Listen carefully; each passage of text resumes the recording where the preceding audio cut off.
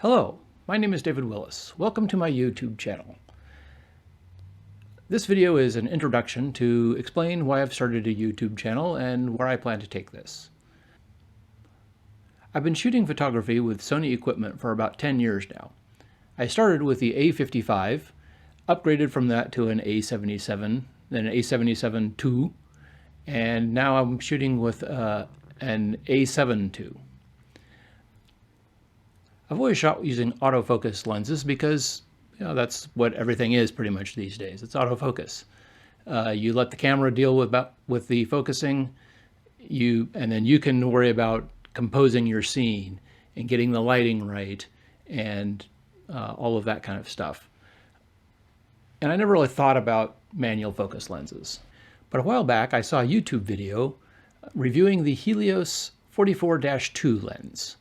This is a Russian-made lens that was manufactured anywhere from 1958 up until the 1990s.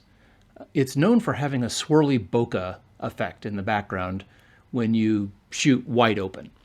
And it has just a unique look and feel to it that is used for some people for artistic reasons.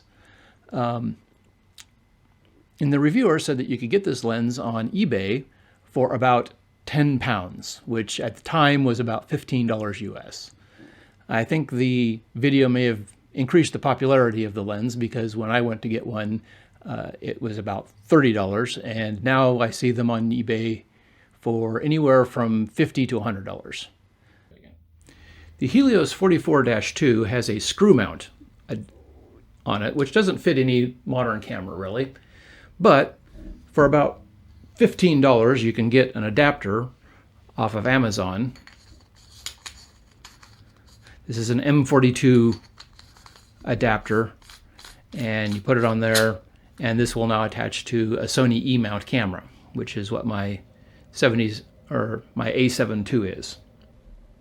I've used this lens for artistic effect a couple of times, and I'll show an example here. But I've never really thought much about other vintage lenses. Then one day I saw an ad on Facebook Marketplace where someone was selling a bunch of used film photography equipment. The picture looked like a couple boxes of film camera bodies, some lenses, and some flashes, all for 50 bucks. I thought if I could find at least one lens in those boxes that would work on my equipment, it would be worth the $50. I know that I can get adapters like I did for this Helios lens for just about any kind of lens.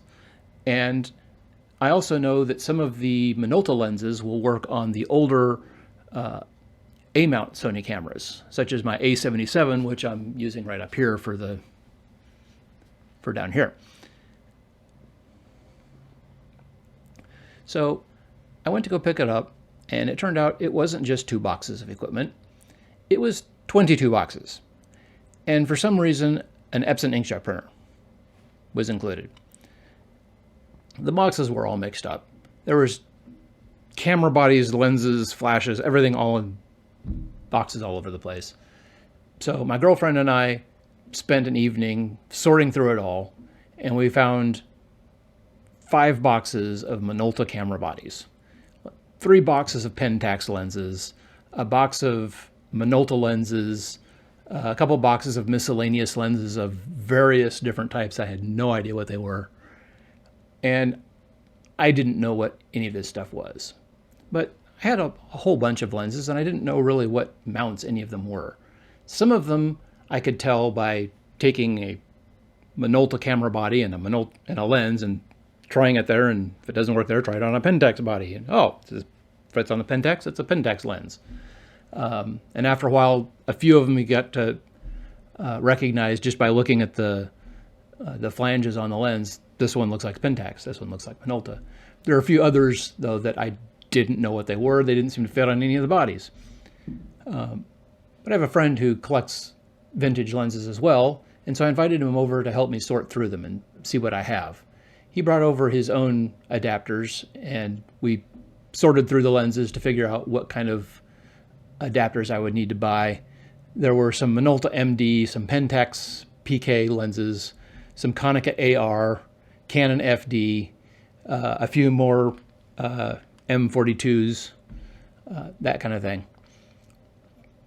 And I asked him, are any of these any good? And he knew some of them were good and some of them were junk, and said that mostly, rule of thumb, old manual focus zoom lenses aren't worth keeping.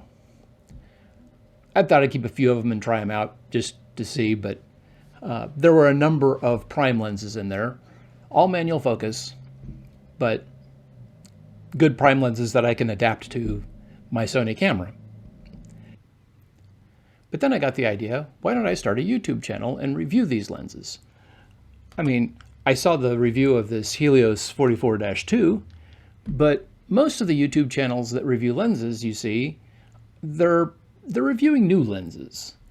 Brand new Tamron lenses or Sigma lenses that cost a couple $1,000s and have great autofocus features and really fast, and but very few reviews of vintage lenses, and seems like a niche market. I'll go for it. So that's what this is. This is a YouTube channel where I'm going to review a few of these lenses that I found. I came up with 20, I believe, that I thought I could review. And after that, I'll start looking for more on eBay, find more lenses, start reviewing them, and see where this goes. See if I get any views, see if I get any sponsors. Who knows? So if you're interested in this kind of content, stay tuned, subscribe to my YouTube channel, hit the little bell icon so you get notification of new videos, and we'll see you in the next video. Thank you. I saw the review of this Helios lens on YouTube, but most of YouTube, there's a car going by.